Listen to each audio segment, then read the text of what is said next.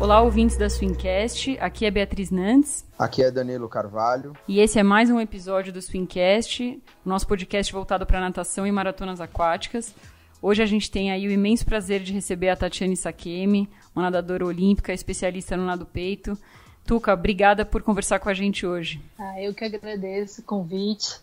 É muito legal estar falando um pouquinho de mim, da minha carreira, esse espaço, agradeço muito. Legal. Legal, Tuca. A Tuca, né, para quem não conhece, vou fazer um breve perfil dela aqui. Ela foi uma nadadora de peito aí de grande destaque no final dos anos 2000, início da década de 2010. Foi recordista sul-americana dos 50, 100, 200 peito. Esteve nos Jogos Olímpicos de Pequim em 2008, além de 2 Jogos Pan-Americanos, no Rio em 2007 e Guadalajara em 2011. Onde ela conquistou o bronze no 4x100 medley. Também foi medalhista do Mundial Militar e na carreira dela ela defendeu o Círculo Militar, Serc São Caetano, Pinheiros e Corinthians. Ela é formada em odontologia pela USP São Paulo e hoje a gente vai conversar um pouquinho sobre a carreira dela, sobre treino e um pouco da vida dela agora também. A Tuca é mãe da Marina. Tuca, para começar, fala pra gente como que começou a sua relação com a natação. Eu comecei bem pequenininha, numa academia, aqui perto de casa, chama Toshio. E, a princípio, eu fazia, como criança, eu sempre fazia vários esportes. Eu fazia também a ginástica olímpica e a natação. Mas a natação sempre ficava naquela assim, parava, aí continuava, bem escolinha mesmo. Tinha uns 5, 6 anos de idade. E eu gostava mais da ginástica olímpica. Mas na ginástica olímpica eu sofri um acidente e eu tive que operar meu braço, quebrei meu braço, fiquei muito tempo engessada. E como fisioterapia, eu tive que entrar na natação para valer. Foi um dos motivos que me fez ficar na natação, porque eu não sei se eu passava um pouco de frio, eu não gostava no começo, né? Quando eu era pequenininha. E aí depois eu fui para o Círculo Militar, que o Castelo, que me chamou para ir para o Círculo Militar e comecei a treinar PTs ainda, né? Mas ainda comecei a treinar para começar a competir. Mas assim, até o juvenil eu não tive nada de resultados expressivos, nenhum. Na verdade, eu gostava muito por conta dos meus amigos, por conta das viagens. Eu acho que no início, assim, quando você tem 10 anos, 11 anos, é isso que motiva muito a criança a ir todo dia fazer essa atividade, né? Aí depois que eu fui no juvenil, mais ou menos, que eu fui pro Serc. E no juvenil 1 ou 2, eu não lembro direito, que eu ganhei a primeira vez o Paulista. Aí que eu comecei a levar um pouquinho mais a sério, assim, né? Legal. Eu lembro, Tuca, de te ver em travessia. Eu não lembro se era na época do Círculo Militar ou do Serc, mas você curtia nadar no mar ou não muito? Eu comecei no Círculo Militar, bem pequenininha, e na verdade era o que eu gostava mesmo, porque a gente viajava muito, a gente fazia o circuito inteiro de travessia, então normalmente... Eu lembro até Ilha Solteira, era umas cidades bem longe, né, de São Paulo. E eu gostava disso, de viajar, de ficar no ônibus. E esse circuito de travessia realmente que me motivava mesmo. Isso no Círculo Militar. No Serc eu também nadei travessia. Tanto que eu treinava muito mais crawl antes, quando eu era menor, do que peito. Então, deixa eu ver, acho que até o juvenil eu ainda nadava travessia. A gente fazia o circuito todo também. Aí, juvenil 2, que eu parei de fazer as travessias. E eu gostava muito. Tinha um pouco de receio, assim, do mar, e principalmente água gelada, né, água fria. Porque era muito magrela, né, na época, mas o que eu gostava mesmo era das viagens. Legal, hein, Tuca? Bom, nessa época aí de círculo militar, juvenil do CERC ali, você lembra mais ou menos como que eram seus treinos? Você treinava muito, tinha um volume legal de treino? Como que era esse período de treino nessa época aí, mais ou menos? Então, como eu falei, até o juvenil eu ia na natação muito por conta das amizades, assim, das amizades, das viagens. Então, assim, eu eu não considero que eu treinava muito, eu não tinha uma carga muito grande, tanto que no círculo militar eu lembro até hoje que eu treinava de segunda a quinta e sexta-feira a gente tinha recreação. No CERC que eu comecei a treinar mais, fazia madrugada, por conta do Bandeirantes, que eu estudava no Bandeirantes, então ia de madrugada para o CERC, para São Caetano, morava em São Paulo. Isso daí agradeço a minha mãe, porque a gente sabe que sem eles, né, a gente não consegue fazer nada nessa idade, então eu ia de madrugada, depois ia para o colégio e depois voltava para São Caetano para treinar. Então, no juvenil, eu sentia que pegava mais pesado mesmo. Nunca fui de fazer treinos muito longos, né?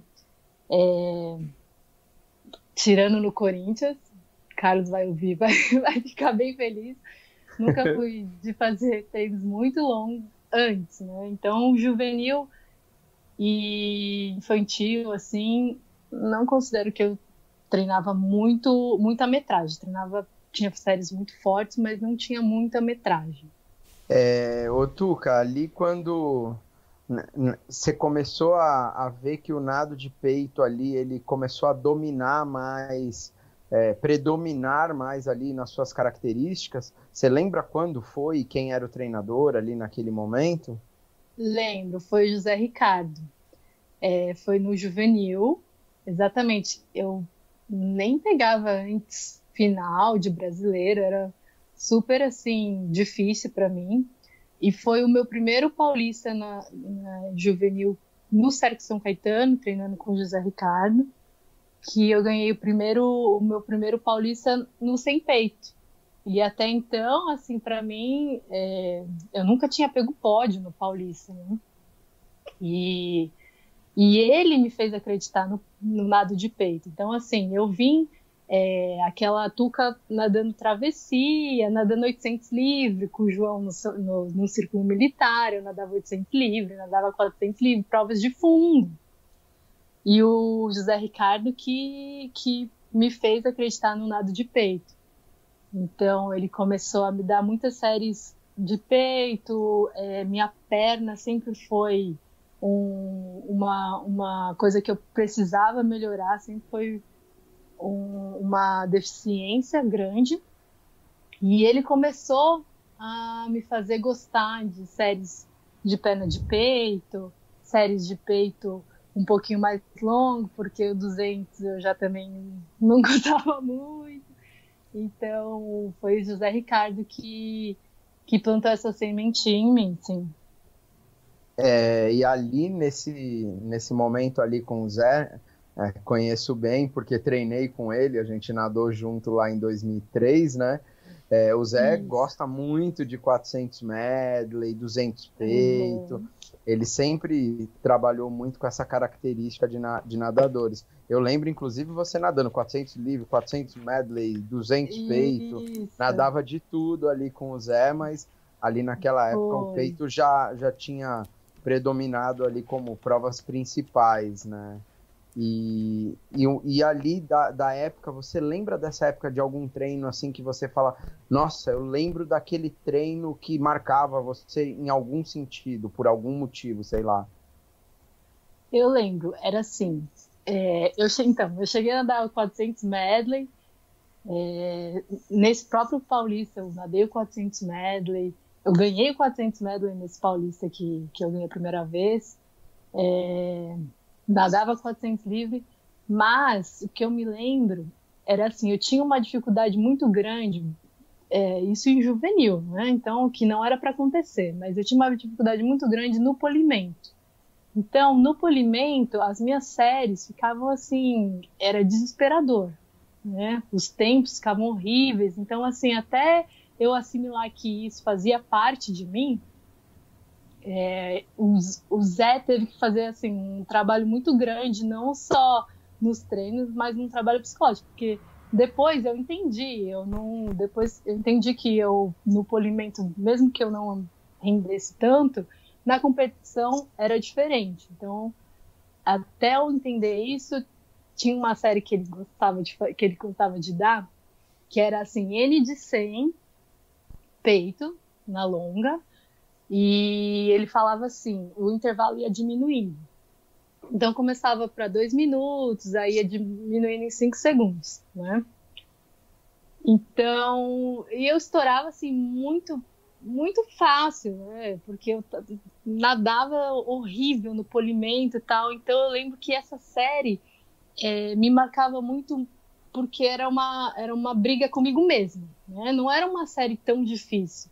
Mas eu já ia para aquela série, porque ele dava perto do polimento, essa série, eu já estava daquele jeito que parecia que não estava mais nadando direito. E eu tinha uns objetivos um pouco ridículos nela, porque não condizia com as séries que eu fazia na temporada, mas eu me lembro até hoje dessa série, que todos os polimentos tinha, e eu tinha que sempre tá me motivando a não estourar tão rápido, né? Então...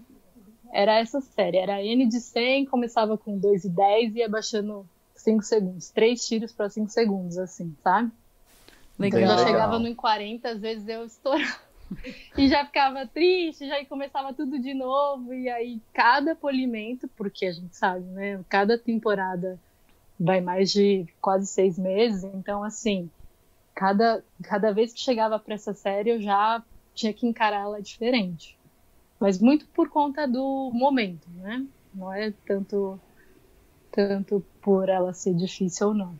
Tuca, como que era nessa época conciliar os treinos com a parte dos estudos, né? Então, eu estava no Bandeirantes, o Bandeirantes é puxado, né? Teve uma época que eu cheguei a ter aula, entrava às 7, saía às 6:30, que foi no último ano. Então, e às vezes depois ainda pro cursinho, né, porque eu queria entrar na USP. Era difícil, mas assim, no colégio eu conseguia fazer a madrugada, eu conseguia treinar depois. E foi uma das coisas que os meus pais fizeram por mim e que eu sou muito grata e até hoje eu falo para quem eu puder fazer, para quem eu puder falar, eles me fizeram parar de nadar por 4 meses, né, antes do vestibular, para eu poder me dedicar totalmente aos estudos. E isso era numa fase que eu estava assim, nadando muito bem, né? E para mim foi muito difícil entender que aquilo ia ser importante para mim, porque chega nessa época que você está entre 17 e 18 anos, e eu tava no auge, tava na natação, tava indo bem, e você quer treinar, eles falaram, não, você vai entrar na faculdade. E eu falei, pai, eu não quero isso, eu quero treinar, quero ir pra Olimpíada, eu não quero parar de nadar, porque como você vai falar para um adolescente de 17 anos que ele tem que parar de nadar por 4 meses e colocar a cara no estudo, né? Era uma coisa difícil, não era uma coisa que eu queria. Então, assim, foi difícil para mim, mas foi uma coisa tão importante, tão que eu não consigo, não vou ter como agradecer, né? Que ano que foi isso? Eu sempre bato. Foi entre 2003 para 2004, eu acho. Foi quando eu treinei com a Tuca, foi lá em São Caetano, eu lembro dessa situação. Isso, sim. Foi em São Caetano, tanto que assim, para eu não ficar parada, eu fui para uma academia, mas assim, nadava, né, não fazia treino, só rodava, e era até uma forma de eu me manter fazendo outra coisa para voltar para estudar. Então, foi assim, os meses que foram difíceis, mas que foram muito importantes e decisivos, né? Então, depois, exatamente, estava em São Caetano, aí eu entrei, na faculdade, mas muito, muito louca, eu já queria trancar. Eu cheguei no primeiro dia, tava todo mundo lá comemorando, eu queria trancar, porque eu queria só treinar, né? Na minha cabeça era só treinar.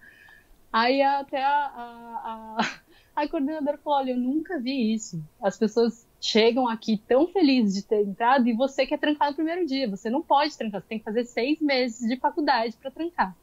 Aí eu já também já me desesperei, fiquei triste e tal, então vou fazer o noturno, pensei, né? Eu vou treinar o dia inteiro e vou fazer o noturno. E foi ótimo, porque eu não tranquei depois, eu fui trancar só depois de 3 anos, porque eu comecei a ter muita clínica e eu vi que não conseguia conciliar por conta das viagens, né? Eu ficava, às vezes, um mês fora, um mês inteiro, e eu perdia muita clínica, e eu decidi que eu não conseguia fazer nenhum nem outro bem, né? A partir do momento que você começa a ter clínica, eu pensava, isso daí não é hipocrisia, não. Eu pensava que teria outras pessoas envolvidas, né? Nessa minha decisão. Por exemplo, o paciente que eu estivesse atendendo. Então, eu quis trancar a faculdade nesse período, quando começou as clínicas, porque era uma responsabilidade que eu tinha e eu não queria fazer de qualquer jeito, né? Ou não queria estar muito cansada para atender o paciente. Enfim, porque eu treinava o dia inteiro e fazia faculdade à noite. Então, eu também tranquei a faculdade nesse período. Ô, Tuca, agora sim, vou até falar para os nossos ouvintes, o pessoal, a galera que está escutando a gente, é assim, o irmão da Tuca, o Guilherme, ele é um baita amigão meu, também ex-nadador, né? Para vocês entenderem a família deles, é assim, o Guilherme é médico, também fez essas coisas de estudar, de conciliar estudos, né?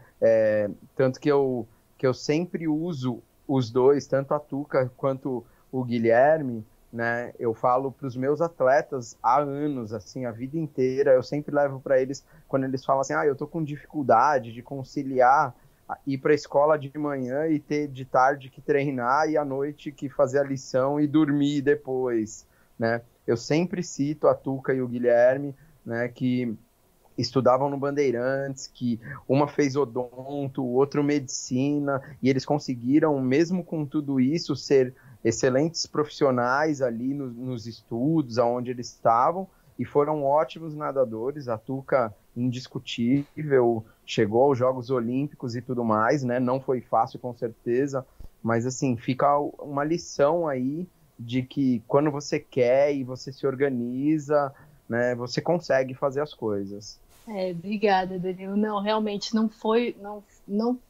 fácil, assim, não é fácil para ninguém, assim, não só qualquer faculdade, né, exige muito de um atleta, não só energia, né, parte física, como a parte mental, porque você acaba ficando dividido e isso é muito ruim para um objetivo.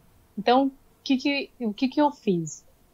Assim como eu parei uns 4 meses antes de nadar para estudar, chegou uma hora que eu parei de estudar para nadar. Tanto que foi em 2007, para o Pan-Americano do Rio, eu queria estar assim, muito bem, né? Queria estar 100% para depois tentar os Jogos Olímpicos de 2008. Então, eu tranquei a faculdade. Tanto que eu até brinco. Na faculdade teve um período que eu fiquei muito tempo trancada. Então, foi uma escolha também, né? Assim como no começo eu escolhi os estudos, vou aqui deixar entre parênteses, meus pais escolheram o estudo para mim, graças a Deus, né? E depois eu escolhi trancar a faculdade para me dedicar 100% à natação. E foi também a melhor coisa que eu fiz, eu não me arrependo de absolutamente nada. É lógico que depois que eu parei de nadar, eu retomei a faculdade super atrasada, lógico, tinha 30 anos, ainda não estava formada, mas foi uma coisa que eu escolhi consciente, sabe? Eu sabia que todas as nossas escolhas têm um lado bom e tem um lado ruim.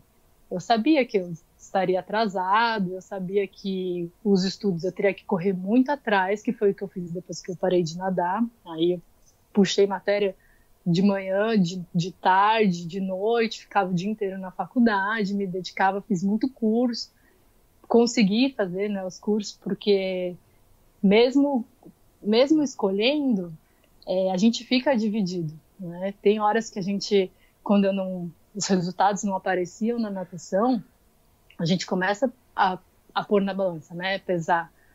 Será que vale a pena eu não estar estudando? Poderia estar formada, poderia já estar clinicando. Mas, enfim, eu não me arrependo de absolutamente nada. Tudo foi no seu tempo. E escolhas difíceis, né? Tuca, nesse momento que você trancou a faculdade, que você comentou do PAN, você já estava no Pinheiros. Isso. Como é que foi essa transição do CERC para o Pinheiros? E fala um pouco sobre essa conquista da vaga para o PAN, que eu não sei, mas acho que foi a sua primeira seleção absoluta, talvez, ou a mais importante ali. Foi assim. No Pinheiros, eu treinei com o Ari, né? Muito tempo. E assim, pro PAN do Rio, eu tinha pego antes uma seleção sul-americana, mas assim, não cheguei a pegar pódio, acho que isso em 2006, né? Em 2007, que foi no Rio, o Pan-Americano, o Ari, ele estava com acho que uns 7 ou 8 nadadores só do estilo peito, né? O Ari sempre foi, no Pinheiros, nessa época, o treinador de peito do Pinheiros. Então, a gente fez meio um time, assim, dentro de um outro time, né? Lógico, dentro do Pinheiros, mas que a gente até brincava o Peitox e tal, porque tinha o Velox, que era o pessoal do Albertinho, de velocidade, e a gente falava, não, então a gente vai ser o Peitox, tá bom. E foi, assim, acho que foi o período que eu mais me dediquei, eu respirava natação, assim, sabe? Mais até que antes dos jogos, assim. Porque foi uma mudança muito grande para mim, uma mudança na minha cabeça, né? Porque ali eu pus na minha cabeça que eu queria, estava longe da vaga, né? Nunca tinha ganho nenhum troféu Brasil, na época foi a primeira vez que mudou, né? Foi o Maria Lenk, foi o primeiro Maria Lenk que mudou o nome, mas assim, nunca tinha pego medalha em Troféu Brasil e nunca tive nenhum resultado assim, muito expressivo em Troféu Brasil, e eu queria a vaga do PAN. Então era um salto muito grande, né? De você sair assim, rabeta da final para uma vaga do Pan-Americano. Você precisaria ganhar a prova. Então, na minha cabeça, eu falei, eu posso, só que assim, eu vou ter que treinar muito, respirar natação e o dia inteiro, assim, sabe? Foi assim uma loucura mesmo, porque eu nunca tive tão focada na natação. E acho que por estar com o Ari também, assim, eu sou super suspeita para falar. O Ari, ele sempre, eu até brinco com ele moldou parte do meu caráter, ele parte da minha personalidade também, né? A gente ficou muito tempo junto, muitas viagens, muitos momentos difíceis, ele sempre ficou do meu lado, me ensinou muita coisa, e os treinos, assim, realmente ali que eu comecei a só treinar peito, não tinha mais melee, não tinha mais crawl, era peito o dia inteiro. A musculação, saltos, tudo pro peito. Era assim. Tuca, ali nessa época de Pinheiros, né, eu lembro bem que era um trabalho bem específico com esse grupo de peito, era uma galera que nadava bem rápido mesmo, o Ari tinha e tem, na verdade, um trabalho bem direcionado ali para a velocidade, para os caras nadarem rápido, e ele fez isso com um grupo muito forte de peito que você estava ali, né? Conta um pouquinho de como que eram esses treinos assim tão específicos que você fazia. Então, o treino do Ari, naquela época, era assim, muito... Eram por blocos, né? Que isso a Pinheiros faz muito. Só que ele repetia muito treino por semana. Então, assim, isso era ótimo. Eu gostava, tinha gente que não gostava. Tem gente que não gosta de fazer treino repetido. Eu adorava, porque eu conseguia me comparar com 1 ou 2 semanas atrás, ou com cargas diferentes de musculação. Então, assim, eu sempre tive esse problema, né? Pra mim, até o Ari brincava, eu era muito racional, eu tinha que pensar muito. Pra mim, eu tinha que tal carga, aquelas coisas que hoje eu faria talvez diferente. Mas, assim, eram treinos muito específicos pro nado de peito. Tinha uma série de velocidade que a gente aumentando paraquedas, diminuindo a distância, assim, aumentando a carga do paraquedas e diminuindo a distância, né? Então, e era uma série padrão. A gente fazia série de velocidade 2 vezes na semana, a mesma série toda semana, né? E com muita carga de paraquedas. Então, essa série eu gostava muito, porque no final dessa série de velocidade, a gente sempre tinha tiros de 25, muitos tiros, não é? Então, assim, é o que você falou, Danilo, característica do Ari mesmo. Colocava muita carga de paraquedas, velocidade curta e depois muito tiro de 25.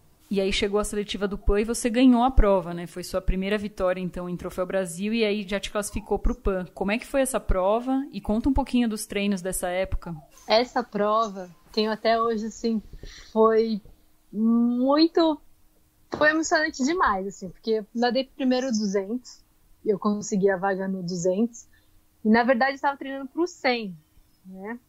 Então, no 200 foi a primeira vez, eu lembro até hoje, fiz 2,33, não tinha trajes nem nada tecnológicos, e para mim foi muito bom, assim, porque eu lembro que no 200 eu passei para 1,12, né? E eu tinha 1,12 de prova, então eu tinha 1,13, não sei, foi uma coisa assim muito muito fora da curva, lógico, morri, né, como sempre no 200.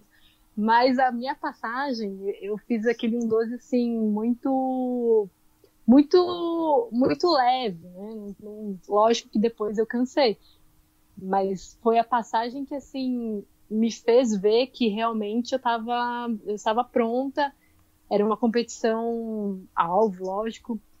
E foi muito emocionante. Assim, quando eu bati no placar, primeira vez que eu ganhei o Maria Lenk, eu até nadei com a touca tava escrito Arilson, né? Porque eu quis fazer essa homenagem para ele. É inesquecível. Faz tanto tempo, mas eu lembro assim, com detalhes de quando eu bati. Você bate, né? Aquela sensação de você bate na parede, você olha pro placar e você fala, nossa, tá acontecendo, né? E eu fiz isso no 200, depois eu nadei o 100. E aí eu nadei bem também o 100, mas assim, o 200 era aquela coisa, primeira prova, não estava esperando, e eu tinha conseguido a vaga, então acho que já sai um peso também, né, das costas. Ali já deu uma carimbada e aliviou o resto da competição, né? E foi uma coisa surpreendente, porque era assim, a gente até brincava, né?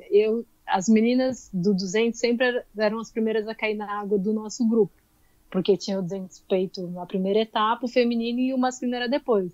Então, quando um de nós nadava bem, isso animava todo o grupo, né? Aquela coisa que a gente nunca vai saber o que levou ao quê, né? Mas era engraçado. Eu nadava bem, aí o grupo falava, não, tá tudo certo o programa, né? Parecia que confiava. Então, você também tinha aquela responsabilidade de levar o grupo também. E o 200 nunca foi assim, tirando no juvenil, né? Eu nadava mais 200, mas depois no Pinheiros eu não gostava tanto de nadar o 200, né? Gostava mais de nadar o 50 e 100. Sempre, meu foco foi pro 100, todas as vezes, né? Então, nadando o 200 bem, eu fiquei muito feliz, assim. Eu sabia que o 100 ia sair, mas garantindo a vaga, então a competição já anda de outro jeito, né? Com certeza, já tira aquele peso, né? E aí, pô, classificou pro PAN, deve ter sido, assim, muito legal ter trancado a faculdade e ter dado certo, né? Assim, a decisão, classificado. Como é que foi competir em casa?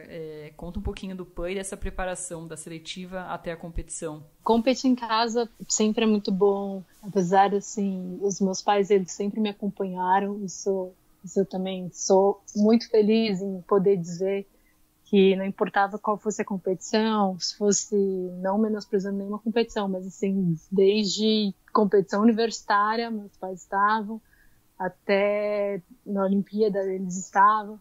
Então, assim, eu sabia que no Rio eles estariam, mas assim, também foram meus primos, foram meus tios, então é gostoso demais, né? Você poder falar, minha família tá aqui, eles foram lá na vila, eu nunca tinha ficado em esquema de vila, não sabia como funcionava. Então, assim, o PAN do Rio em si moveu muito a minha carreira, assim, foi um marco muito grande porque eu quis muito aquilo, né? Eu quis fazer parte do Pan-Americano. E muito porque era no Rio mesmo, era em casa. Então fazia todo aquele, igual foi a Olimpíada do Rio, né? 2016, desde que ficou sabendo que era no Rio, a gente se move diferente, parece, né? Nesse período aí, você com certeza tinha trancado faculdade, estava se dedicando pra caramba, tal, né? Você lembra ali dos treinos, como que você treinou, alguma coisa que te marcou ali, sei lá, porque às vezes nós treinadores e os atletas também, às vezes tem aquela série que quando você faz aquela série do jeito que você quer, com as médias que você quer, você fala assim, cara, tô voando, tô pronto, tá tudo certo. Você lembra de alguma coisa do tipo? Eu lembro que a gente tinha uma série, na verdade não é porque eu tô pronta, é uma série que era bem desafiadora, né? Eu não sei se era 16,50, não era 16,50, melhor média, né? Na longa. O intervalo não vou lembrar direito, o intervalo não era muito grande, mas assim, as metas de tempo eram muito, muito fortes, né? E eu lembro que a gente fazia às vezes na externa. E a externa eu e o Alan, a gente brincava, Alan na Goca, né? É um mar em fúria, porque ali as raias não são... a piscina externa, ela é diferente, né, da interna. Então, assim, tinha muita onda, muita marola, e era uma série que doía bastante. E essa série, assim, né, você indo para os tempos que o Ari pedia, que também eram os tempos meio fortes, a gente sabia mais ou menos como que tava. Tô bem, conseguia repetir, como eu falei, né, ele repetia muitas semanas, então era desafiador. Mas tem uma série também que essa série era desafiadora para mim, porque eu nunca gostei muito de nadar o 200. E o Ari tinha uma série que ele dava, que era 6 de 300 peito. E com intervalo baixo também, né? Nossa, essa série, assim, eu completava, né? Eu não estourava. E as meninas vinham, assim, o primeiro tiro, o segundo tiro eu tava com elas, depois que eu treinava com a Carolzinha e com a Isa, que usavam super bem 200. Então, assim, eu meio que terminava essa série, mas era uma série que, quando tinha, eu lembro que todo mundo já falava, já vem, 6 de 300, vai vir um 6 de 300. E deixa eu ver. E a gente tinha também uma série que a gente fazia, que não é difícil, assim, não é desafiadora, mas era uma série que eu gostava muito, que o Ari dava, era uma série de sensibilidade do peito, de nado peito. Então a gente tinha uma sequência inteirinha de exercícios, e a gente fazia toda semana, 2 vezes por semana, a mesma série. Então era assim, era um palmateio diferente, depois uma parte da braçada, ia completando o nado aos poucos, assim, sabe? Que era, sei lá, 10 de 8 de 25, mas cada série tinha uma parte do nado. E aí no final você meio que juntava, assim, sabe? E a gente fazia toda semana, 2 vezes por semana, a mesma série. Então, isso o meu corpo, ele entendia, né? Tinha vezes que eu tava, Ari, tô me sentindo mal na competição, ele falava, vamos fazer a série de sensibilidade. Então eu fazia aquela série, parece que o meu corpo recrutava a sensibilidade que eu precisava mesmo, né? Tem quando você volta de viagem, sabe? Quando você tá estranho na água, aí ele sempre falava, Tuquinha, vamos lá, vamos fazer, nem que encurte a série, faz só 4, né? Em vez de várias séries de 8 de 25, faz 4. E aquilo parecia que colocava também minha cabeça no lugar, né? Acho que dava um restart e falava, não, eu já sei fazer isso, então calma. E aí eu sempre fazia e eu sempre me sentia muito bem, né? É exatamente isso, vai fazendo o primeiro braço e assim, cortando mesmo. Primeiro só o palmateio, aí depois uma parte da braçada, depois só educativo de perna, e tinha uns educativos, e eu, muito metódica, né, do jeito que eu era, sempre na mesma ordem também. Então, isso me fazia bem. Eu tinha que ter essas coisas, de fazer a mesma ordem, de sentir o mesmo jeito. Então, era meio um robozinho, assim, sabe? Tinha um lado bom, mas também teve alguns aspectos ruins de ser esse robozinho mesmo, sabe? Mas era como você também se conhecia ali, né? Mas assim, eu sempre, é o que todos os técnicos me falavam, eu sempre pensava muito. Então, assim, mas eu tinha que estar sentindo de tal jeito. Não tem, cai e vai, sabe? Assim, eu às vezes me pegava, me sabotava muito nesse aspecto, sabe? Mas eu não tô com aquela sensação, mas eu não tô com isso, mas não tô com aquilo. Eu ficava muito pensando demais e isso às vezes me prejudicava. Tuca, depois desse PAN, no ano seguinte você conseguiu a vaga para os Jogos de Pequim, né? Eu queria que você contasse um pouco como é que foi essa busca, né? O quanto você almejou ali Pequim e como é que foi o momento de conquista da vaga ali na seletiva no Maria Lenk? A vaga, eu fui pelo revezamento, né? 4x100 medley. Então, a gente fez durante a seletiva, nossa, foi muito legal, porque acabou a etapa e a gente tinha que fazer um tempo, né? Porque classificavam as 16, não sei se eram 14, depois entravam mais 2, eu não lembro. Eu sei que a gente tinha um tempo para fazer o 4x100 medley. Então, e cada uma tinha já um tempo que a comissão tinha meio que calculado para dar esse tempo final, né? E foi assim, foi no final da etapa do Maria Lenk. Eu lembro até hoje, até me arrepia, porque já estava tudo escuro, assim, já tinha anoitecido. E estava tudo claro, a arquibancada inteira ficou, né? Porque sabia que ia ter essa tomada de tempo. E a gente nadou sozinha na raia 4, né? A gente nadou sozinha o revezamento atrás de um tempo. Então foi a gente contra o relógio mesmo e todo mundo torcendo junto. Foi muito legal, assim, sabe? E a gente tinha um tempo para fazer. Então, assim, quando a gente bateu ali, viu que fez, o Maria Lenk inteiro comemorou, sabe? A gente comemorou. Tanto que, nossa, no dia seguinte eu tinha os 50 peitos, eu nadei mal, porque eu acho que eu fiquei uma adrenalina tão forte, assim, depois dessa prova da seletiva, que parece que eu deixei toda a energia ali, sabe? Porque no dia seguinte eu nadei mal, eu não tava nem aí, tava feliz do mesmo jeito, sabe? Era uma prova de 50, eu adorava nadar 50. Mas aí à tarde eu já me chamei de novo, assim, já tava ali de novo na competição. Mas foi uma descarga de adrenalina tão grande que eu não consegui dormir também. Mas foi muito gostoso, porque não foi nada contra ninguém, né? A gente não disputou vaga entre nós. Parece que estava todo mundo ali torcendo pra gente mesmo conseguir essa vaga. Foi muito gostoso. Não, legal.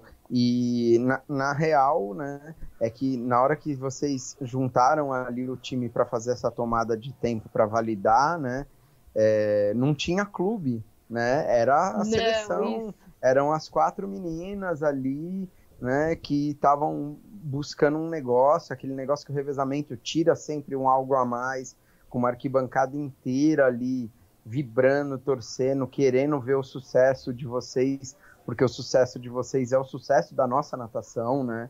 Então, eu imagino, e a descarga de adrenalina, você deve ter ficado destruída no outro dia para nadar.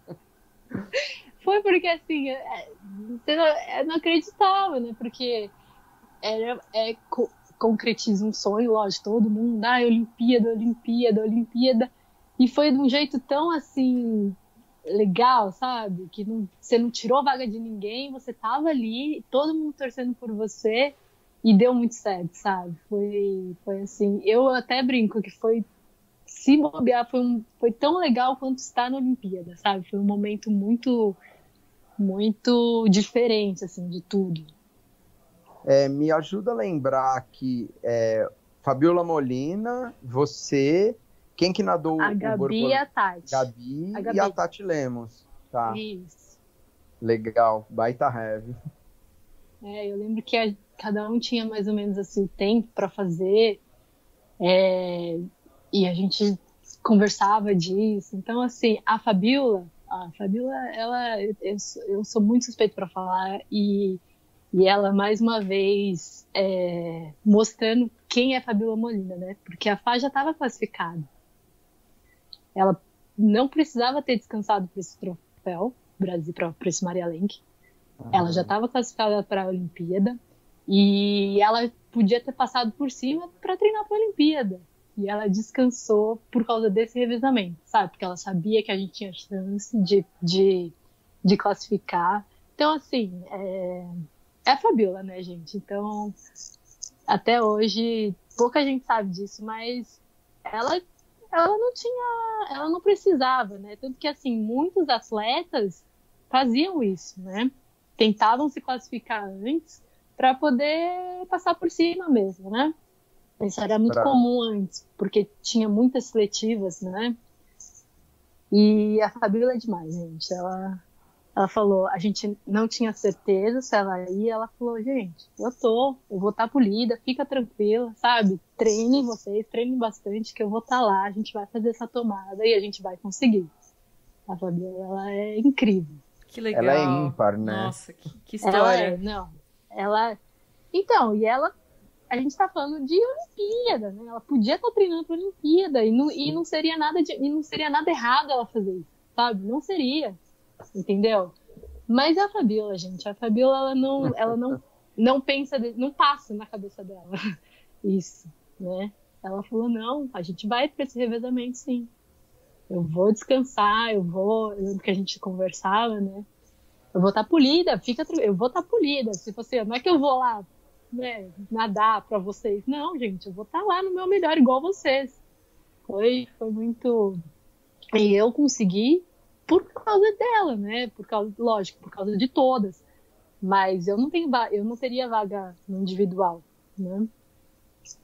Que legal. A Tati, eu não sei também se a Tati mas assim, a Gabi conquistou no Maria Lenk, mas a Fá não precisava nem ir pro Maria Lenk. Ela foi e a gente conquistou a vaga com essa ajuda dela, né? Que legal. E como que foi lá, né? Vocês foram juntas, e uma Olimpíada que foi inesquecível, né? Entrar no cubo d'água. Conta um pouquinho pra gente da experiência olímpica. Toda vez assim, eu até brinco, eu era muito bobinha, Mas eu acordava, assim, a gente andava pela vila e falava, nossa, tô na vila, né? Quis tanto tá aqui. É uma coisa inexplicável, assim, é muito legal. Toda vez que a gente ia no refeitório, encontrava o pessoal do Brasil sempre sentava junto, então, assim, já estava sentando com o Bernardinho, com o pessoal do vôlei, o pessoal conhecido mesmo, assim, que eu via na TV, né? Eu fui super nova pra Olimpíada. Então, não super nova, mas assim, pra mim, ainda eu dei esse salto em 2007, né? Que foi a primeira vez que eu ganhei o Troféu Brasil, foi em 2007. Então, em 2008 eu tava na Olimpíada. Então, pra mim, foi rápido isso, né? E aí, se deparava com atletas que você via na TV. Eu falava, gente, qualquer ida ao refeitório, você tá encontrando... atletas da NBA, né? Tem foto com eles, então a vila é uma coisa assim à parte, né?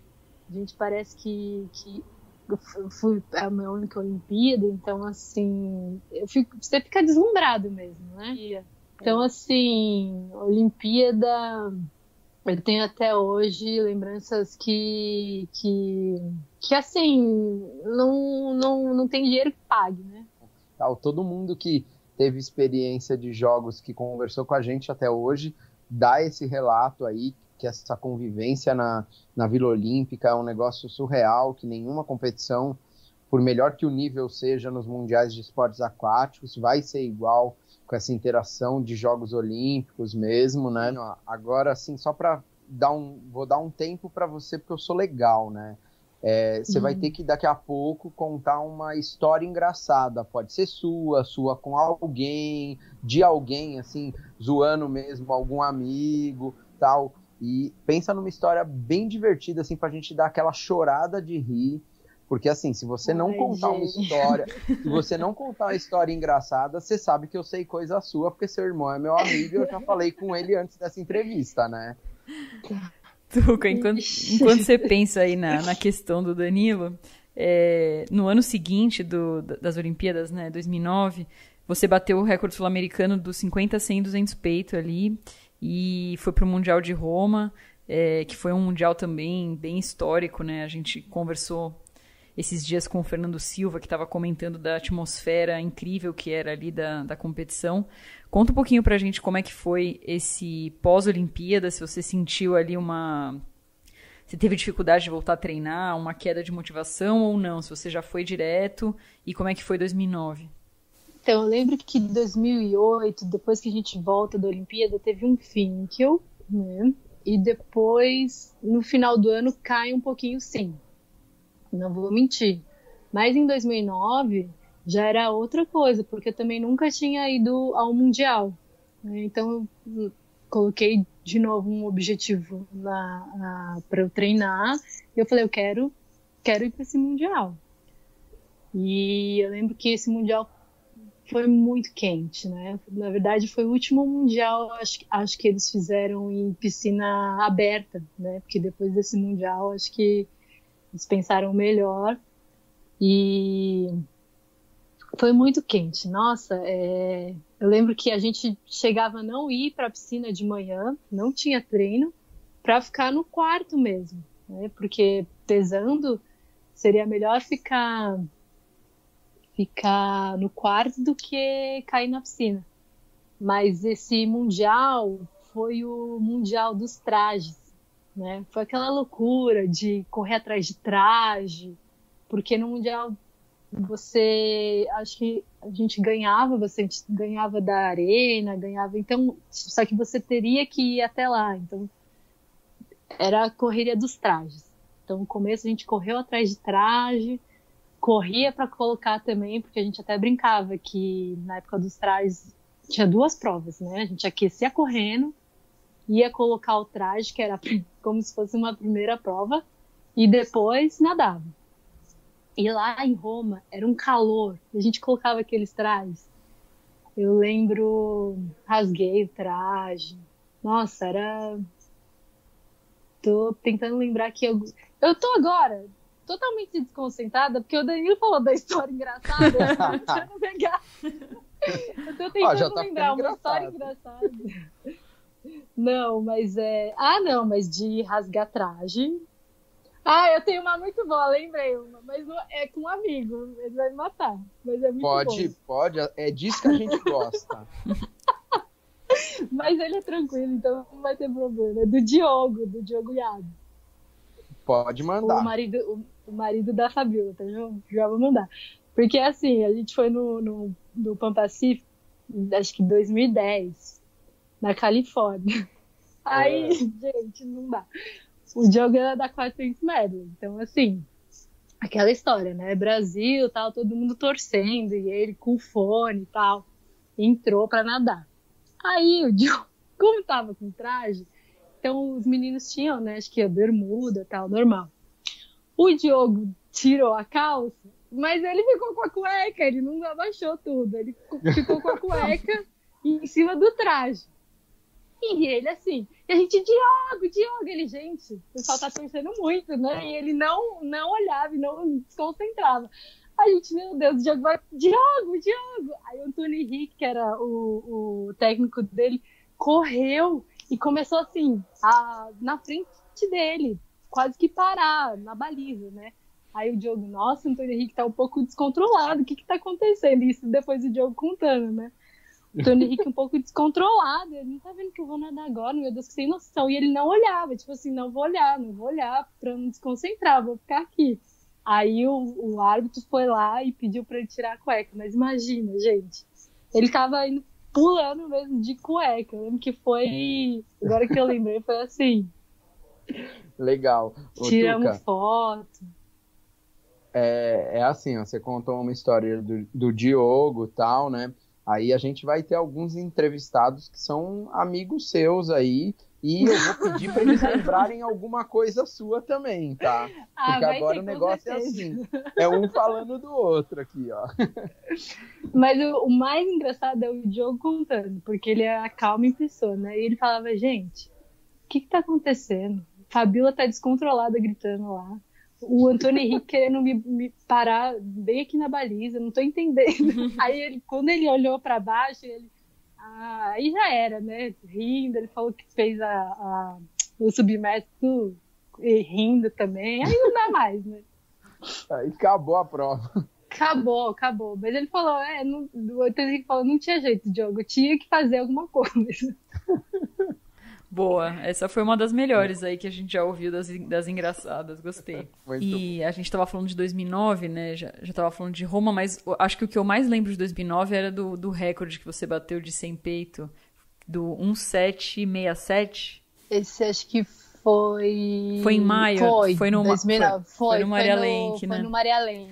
Que eu acho que, assim, foi batido. Acho que a Jennifer bateu ano passado e foi um dos recordes que mais durou aí, né? Então foi uma marca que ficou histórica aí, né? Foi aquele Maria Lenk foi, assim, impressionante também, porque eu lembro que eu, no 50 peito, também fiquei. Eu ganhei esse técnico nessa competição no 50 peito. Então, assim, lógico, né? A gente sabe que foi a era dos trajes, e os trajes, eles ajudavam muito o nado de peito, né? Mas, assim, era uma coisa difícil de uma menina ganhar o índice técnico numa prova de 50 peito, né? No Brasil. Mas esse campeonato, eu lembro que, nossa, deu tudo certo, assim. Só não deu tudo muito certo, porque eu troquei de traje no 200 peito. Eu acho que na final eu fui testar, porque sempre minha prova foi o 100, né? Então eu nunca tinha nadado com o Jacob, sabe? E eu nadei o 200 peito da eliminatória com ele, e na final eu quis provar o LZE da Speedo. E realmente o Jake quase que nadava sozinho, né? A gente brincava.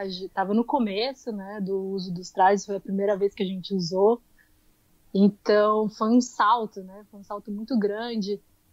Eu acho que até hoje eu tenho o certificado que eu fui sexta do mundo. nesse ano na prova de 50 peito, colocou num quadrinho e tal, coloquei num quadrinho. Então, foi muito marcante esse troféu, esse Maria Helena, que eu falo troféu Brasil, mas é Maria Helena. Velha, né? Mas é tudo a mesma coisa, porque voltou a Troféu Brasil agora, de novo. Voltou? Voltou. Eles voltaram a chamar de sabia. Troféu Brasil ano passado, acho. Ah, então tá vendo? Não tô Tá tão atual. antiga, então agora tô Tá atual. sempre atualizada. O Tuca, tem alguém... você tem algum ídolo na natação, assim? Alguém que você se inspirava? Ou fora da natação também? É difícil de falar uma pessoa, né? Acho que a Fabiola com certeza, nas atitudes dela, principalmente, assim como os resultados, óbvio, né? Mas a Fabiola, ela sempre me fez ver um outro lado. Assim, eu lembro, vou dar um exemplo, assim, a gente uma vez foi desse Pan Pacific que o Diogo aprontou, depois a gente foi pro Mundial Militar, na Alemanha, né? E a gente, nossa, foram horas e horas de voo. A gente já tinha nadado o Pan Pacific, a gente ficou o dia inteiro sem almoçar, sem comer direito, e a gente foi para a cerimônia do Mundial Militar. É uma cerimônia demorada, a gente fica em pé muito tempo e tal. O pessoal do Mundial Militar sabe bem como que funciona, assim, sabe? É um pouco diferente.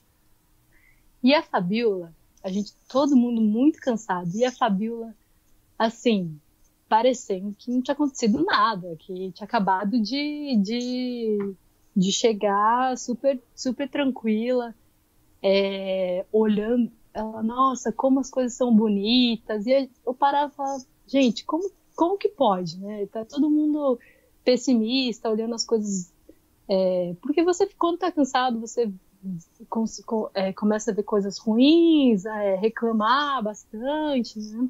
E ela me ensinou muito a não fazer isso. Sempre passar uma imagem boa, sempre estar positiva, porque você tá ali, porque você quer. Ela sempre falava, a gente tá aqui porque a gente quer, né? Então, e realmente isso me fez, assim, levar para todas as competições, claro, mas até para minha vida, né? Todas as escolhas que a gente faz, assim, sempre tem um lado bom. E ela sempre enxergava o lado bom e ela fazia as outras pessoas enxergarem o lado bom. Então isso eu admiro muito nela, assim, e sou muito, muito grata por ela ter carimbado isso em mim, né? Tanto que às vezes algumas pessoas falam isso pra mim e eu falo, olha, eu aprendi com a Fabiola. Não tenha dúvidas que foi com ela. Então ela são várias pessoas, mas ela é uma das principais. Legal, legal. Fabiola que foi para 2000, né, para as Olimpíadas, 2004 ela não classificou, aí 2008 voltou, depois foi para 2012 também, então uma atleta aí que tem uma longevidade enorme e uma história muito muito legal na natação brasileira. Vamos tentar falar com ela em outro episódio. O Tuca, como é que, e aí, em que momento que você resolveu voltar para a faculdade, né? Que eu lembro que você comentou que ficou uns 3 anos parada, né? E aí, como é que foi essa decisão de voltar, de destrancar? Foi engraçado, porque foi assim, eu não lembro direito o ano, eu acho que 2014, quando eu fui pro Corinthians, eu ainda fazia faculdade, mas assim, fazia algumas matérias, né? Sempre fiz algumas matérias porque eu já tinha trancado o tempo máximo, né? Então, às vezes eu fazia algumas matérias, puxava todas as matérias teóricas, para não ficar com a faculdade parada. Mas, quando eu fui para o Corinthians, a faculdade era na USP, ali na cidade universitária, e eu treinava no Corinthians. Então, começou a ficar um pouquinho, para quem mora em São Paulo, sabe muito bem, que começou a ficar um pouco complicado, né? Pegava a marginal inteira, todos os dias, à noite.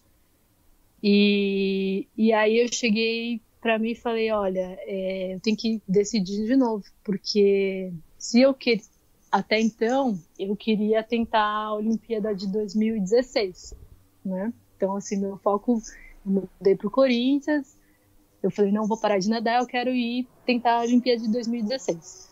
E nisso, já tinha acabado o meu período de poder trancar a faculdade. Então, eu decidi de novo que eu ia largar a faculdade. Aí eu falei, pensei, eu falei, gente, eu vou largar a faculdade, mas é isso que eu quero, então é isso que eu quero, pronto. Fui falar na faculdade, fui pra abrir mão da minha vaga mesmo. E milagrosamente, como as coisas acontecem, assim, eu não sou grata também pelo reitor lá da faculdade, ele teve uma conversa muito franca comigo. Eles permitiram que eu voltasse em 2016. Eles abriram uma exceção, eles entenderam. Sempre a faculdade, a USP, ela sempre me apoiou. Isso também eu gosto de deixar bem claro. Eles sempre me apoiaram, Que né, legal. no esporte. E isso é muito importante, porque esse apoio que às vezes falta um pouco no Brasil, comparado com alguns outros países, na USP eu sempre tive. E mais ainda, mais do que nunca, nesse ano de 2014, eles falaram, ele até brincou comigo, ele falou, eu não quero te ver aqui antes de 2016, vai lá treinar, vai fazer o que você quer e você volta aqui. Eu chorava, assim, porque eu fui lá para desistir da minha vaga com o coração apertado. E isso não era uma opção, né? Não existia essa opção. E eles deixaram eu ficar trancada até 2016. Eu parei antes, né? Parei de nadar antes, retomei antes, mas não foi pela faculdade, não foi por esse motivo, né? Então, eu voltei mesmo para a faculdade depois que eu parei de nadar. Só depois que eu parei de nadar eu terminei. Que legal. E aí eu tenho um relato pessoal sobre a sua fase na USP, que foi um Inter-USP que eu nadei pela FEA, né? E aí começou a rolar um assunto no pessoal. A Tatiana Sakimi vai nadar pelo odonto. A gente, pelo amor de Deus, não. A gente vai ganhar o 100 medley e tal, que até a Agnes, né, que nada com a gente hoje em dia, comigo e com o Danilo. E aí, realmente, a Tatiana Sakimi apareceu lá e foi muito legal, né? Onde que foi? Foi Ourinhos? Não, Americana? Putz, eu já não lembro. Ribeirão, Ourinhos, era tanto Inter nessa época. Mas eu lembro. E aí você ganhou, claro, né? Bateu o recorde e tal. Mas foi muito legal ao mesmo tempo, porque todo mundo, né? Pô, tem uma nadadora olímpica nadando aqui, o Inter-USP na minha prova, né? Você aí no vôlei jogando com esses caras aí que sei lá quem eles são, né? Então foi muito legal. E aí você mencionou, né, que então ele falou pra você não voltar antes de 2016 e que você acabou voltando antes. Então conta pra gente um pouquinho como é que foi essa volta e esse seu período ali no Corinthians. O período no Corinthians eu treinei com o Carlos e com o Sérgio. O Carlos, eu acho que foi a época que eu mais treinei. Ele sabe disso. Eu não sei, assim... eu já estava no final da carreira também, mas, gente, como eu treinei com o Carlos. Treinei muito, muito forte, treinei muita metragem. O Carlos, ele sempre acreditou no meu 200 peito, né? O Carlos, eu aprendi a fazer séries muito fortes de braço com ele, umas séries muito fortes. Assim, o Carlos, ele reinventou os meus treinos, né? Porque até então eu saí do Ari, que era pura velocidade, muita potência, muita velocidade, nem tanto metragem. E o Carlos, eu aprendi o que era rodar. Rodei. Até vocês falam, lembra de uma série. O Carlos, ele sempre, antes do anaeróbico, ele fazia a gente fazer 8 de 200 braço para um intervalo assim 2,45, uma coisa que eu aprendi a não perder o intervalo, sabe? Então foi uma época difícil, porque eu ainda estava naquela de faz a faculdade, não faz a faculdade, treina muito. Eu fiquei muito cansada, eu acho que o meu corpo também já não respondia da mesma forma como eu queria, como eu gostaria. Mas foi bom porque é um outro tipo de treino. Eu fiquei muito, muito, muito cansada. Assim, eu realmente sentia que eu treinava pra valer ali, sabe? E é muito bom no final da carreira você conseguir se dedicar, assim, sabe? E depois eu treinei com... Ah, pode falar. Não. Termina aí porque eu vou fazer uma defesa do Carlão aqui, que é meu amigo também. Ele é meu né? padrinho, não, ele é super Eu amigo. sei, Carlão é meu amigo.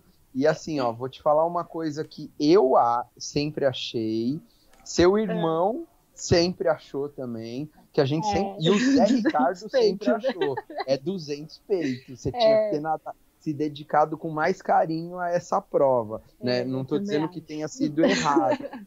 Mas assim, ó, se pegar o Carlão, eu, seu irmão e o Zé Ricardo, voto 4-0.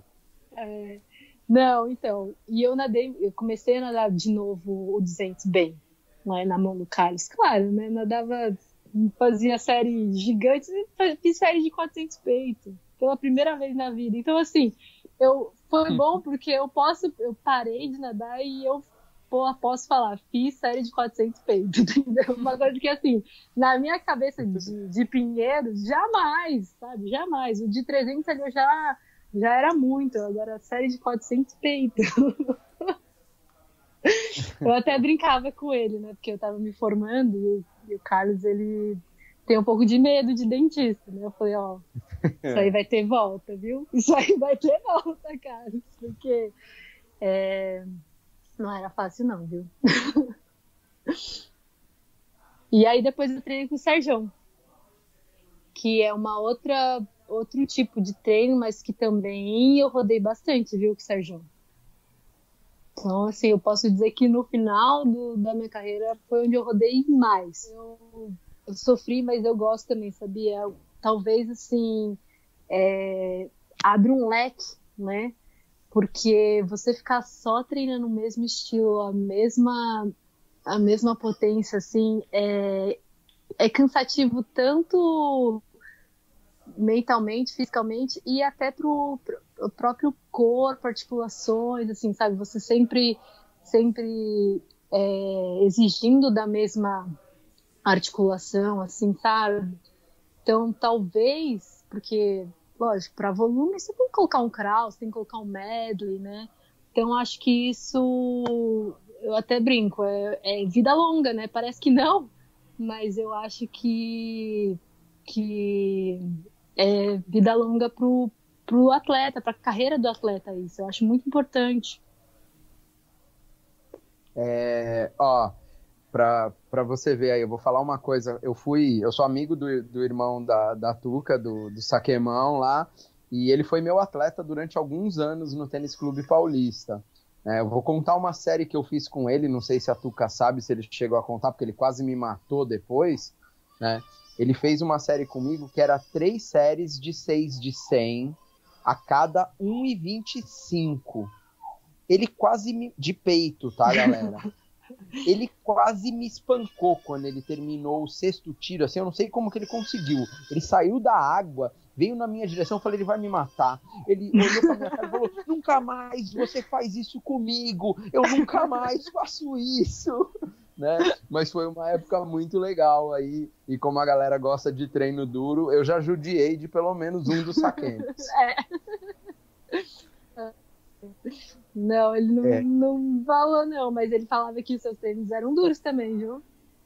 Não tem, não fazer carinho em marmanjo, pra quê? Então, Tuca, além de toda essa história na natação, né, a gente sabe que você, agora formada em odontologia, você tem um projeto que quase ninguém conhece, né? Te confesso que conheci um pouquinho mais conversando com você ontem, que é a odontologia esportiva, né? Eu acho que é um tema incrível, pouco conhecido, que as pessoas precisam e devem conhecer um pouco mais, e a gente queria que você falasse para a gente sobre isso.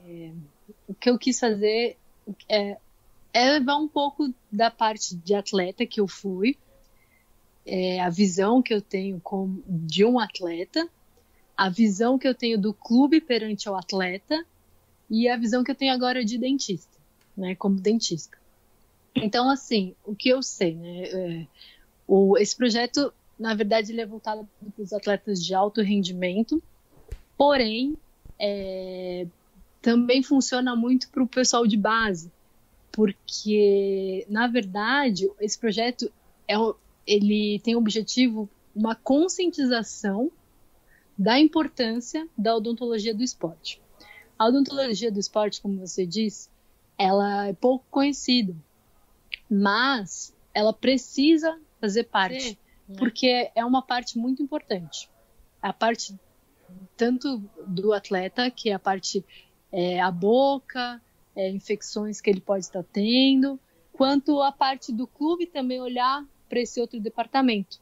Assim como ele olha para o médico, assim como olha para um psicólogo, para um nutricionista, para tentar minimizar mesmo, né, esses fatores externos. Porque, assim, para nós dentistas, o atleta, ele entra num grupo de risco, porque ele tem um metabolismo muito alto, ele tem uma alta ingestão de carboidratos, de suplementos o tempo inteiro, ele tem esses períodos de imunidade baixa, as janelas imunológicas que a gente fala, alterações no sistema fisiológico dele. Então, assim, o que ele precisa? Ele precisa sempre dessa homeostase, desse equilíbrio, né? Então, vou dar um exemplo, assim, uma cárie, uma gengivite, ou aquele sangramento de gengiva, aquele foco infeccioso na boca, ele vai demandar energia, gasto de energia, né? Então, assim como os atletas se preocupam em não ficar resfriados, porque vai demandar energia, defesa do organismo, é a mesma coisa. É uma infecção também na boca, né? E pouca gente olha para isso. Então, assim, vou dar um exemplo também de um artigo científico que fez um estudo em Londres, em 2012, entrevistaram vários atletas e, assim, no final se concluiu, pode ter esse resultado, que em cada 5 atletas olímpicos, um atleta já teve os seus treinos ou alguma competição importante afetada diretamente por um problema de saúde bucal. E eu pego nessa tecla porque é muito simples a prevenção disso. Um check-up odontológico antes de uma temporada, antes do começo de temporada, ele vai diminuir, né, os riscos que você tem de ter problemas futuros. Então, por exemplo, muita gente já ouviu falar naquele atleta que teve que extrair o siso 3 semanas antes da competição. Não existe isso. Com uma panorâmica, a gente consegue detectar o siso, a localização dele, 1 ano antes, sabe? A gente consegue planejar isso para uma melhor hora, para que seja feito depois da temporada, uma competição importante, nas férias do atleta, né? E também esse check-up odontológico, ele faz com que o atleta evite passar por atendimentos de urgência. Então, sabe aquela, tô com dor, vou pro dentista, né? Então, assim, primeiro a dor. Ela diminui a concentração do atleta, ela interfere nos treinamentos, né? Tem gente que perde treinamentos por isso. Outra coisa, os procedimentos que precisam ser feitos na boca, às vezes, sem planejamento nenhum, então, numa hora errada, né? E também a gente tem que tomar cuidado com os atendimentos de urgência com DOP, que eu acho que isso para um atleta de alto rendimento, ele tem que estar ligado nisso, porque se ele foi num atendimento de urgência, talvez ele não seja coberto por essa segurança assim, que um dentista da odontologia do esporte tem em ministrar tanto os medicamentos quanto os anestésicos que precisam ser feitos para um atleta, né? Então, é importante também os técnicos, a importância que isso tem, os técnicos também passarem para os atletas, né?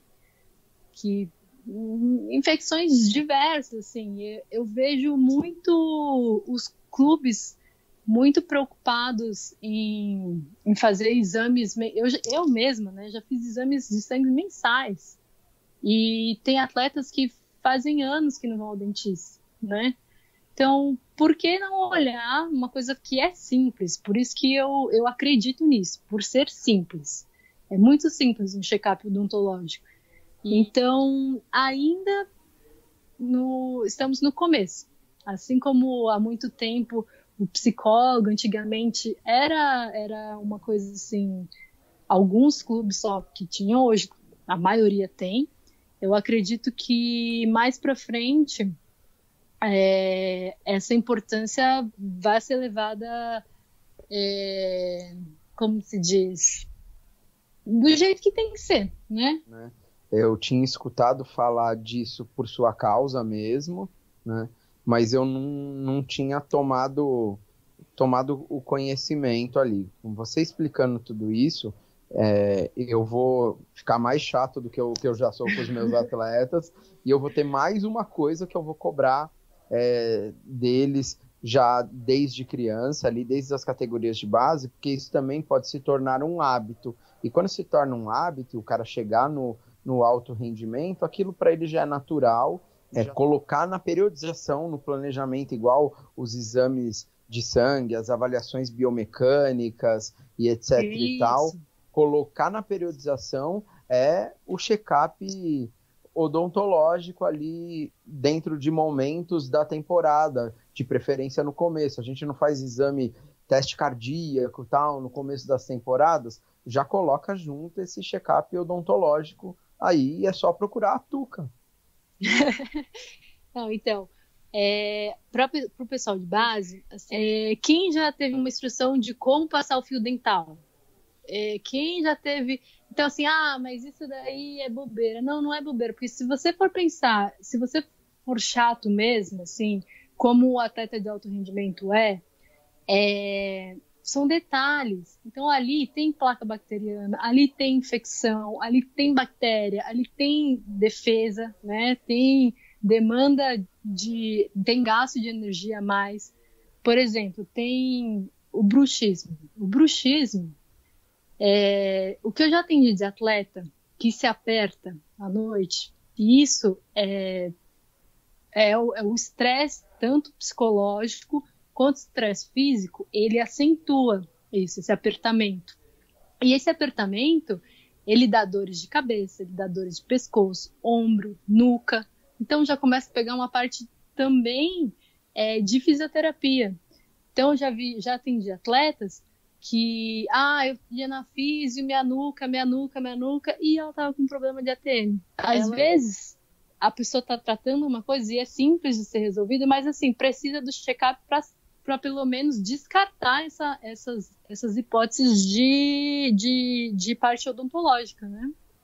É uma coisa nova, mas assim, de novo, o que eu gostaria mesmo é essa conscientização, assim, por ser simples de ser feito, sabe?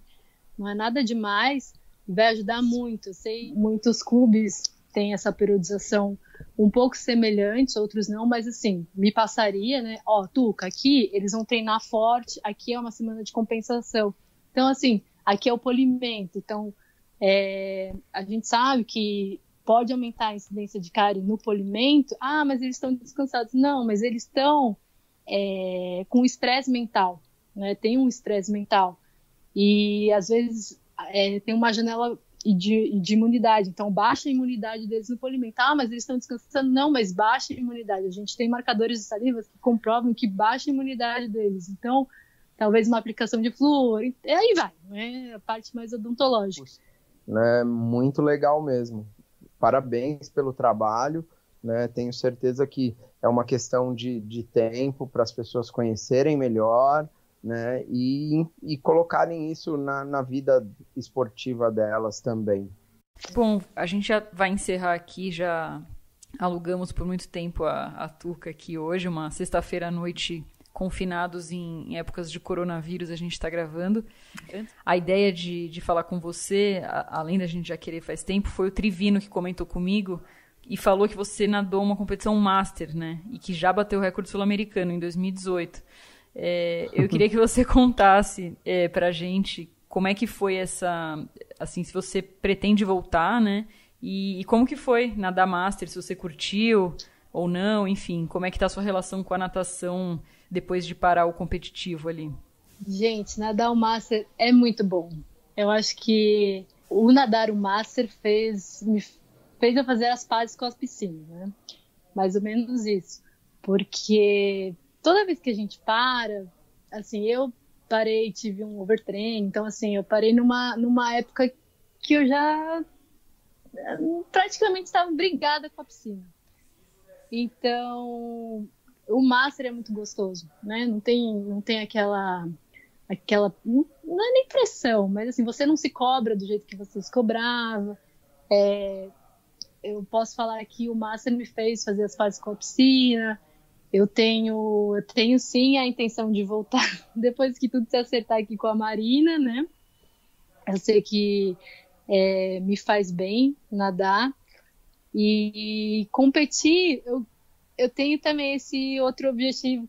Eu gostaria que ela me visse nadando. Não sei quando, mais pra frente, talvez até ela entender direitinho, assim. Mas o Master é muito gostoso. Eu tenho a equipe ali do Trivino, eu tenho um carinho muito grande por eles e eu pretendo voltar sim. Talvez, não sei, bater um recorde sul-americano, porque, nossa, meu corpo mudou demais, todo mundo fala isso, mas eu senti que eu perdi tudo, perdi massa, tudo que talvez pudesse ter restado ali da época que eu nadava. Mas, como eu disse, um dia de cada vez, o Master é muito gostoso, não tem essa cobrança, e eu pretendo voltar sim. Pô, que legal. Vamos adorar encontrar você nas competições Master, que realmente tem um clima super gostoso. Bom, do meu lado, obrigada. Foi super legal conversar com você. Acho que é uma história bem inspiradora, toda a parte da questão dos estudos, da dedicação e de tantos anos aí brilhando nas piscinas do Brasil. Obrigada por ter conversado com a gente. Tuca, quero agradecer aí também a oportunidade de estar batendo esse papo com você, né? Quero pedir para os nossos ouvintes aí sempre lembrar de estar seguindo lá no Spotify, nas redes sociais, compartilhando, ajudando a gente na divulgação, né? Mandem mensagem quando vocês escutarem esse podcast para a Tuca, pergunta para ela da natação, pergunta da odonto, marca o check-up, né? A gente vai divulgar as redes sociais dela aqui. Ela é super acessível, é simpaticíssima, né? Uma amiga aí que a natação trouxe, né? A gente tem um carinho muito especial e obrigado. Valeu. Eu que agradeço muito a oportunidade de falar, de contar minha história, de contar um pouquinho dessa parte da odontologia. E é sempre bom relembrar, né, as coisas gostosas que a natação me trouxe. E mais uma vez, eu sempre falo, a natação ela sempre me trouxe coisas muito boas. E hoje ela me trouxe, depois de muito tempo, de novo essa oportunidade de falar, de poder divulgar o projeto, de poder contar a minha história e poder relembrar essa parte da carreira e da minha outra vida, né, que eu digo, que parece que foi em outra vida e que eu tenho muita saudade. É isso aí. O legal é que a gente está falando coisas da vida real, pessoas de verdade, né? Muito bom. Isso aí. Obrigada, gente. Muito obrigada, gente.